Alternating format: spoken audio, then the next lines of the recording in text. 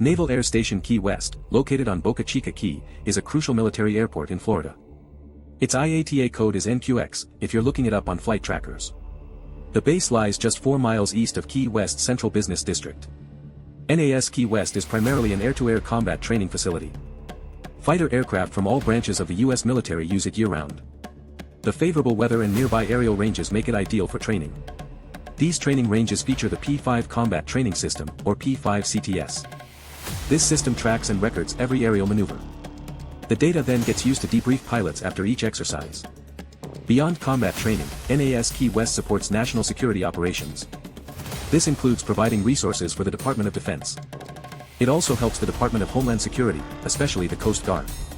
Air National Guard and Army National Guard units also rely on the station.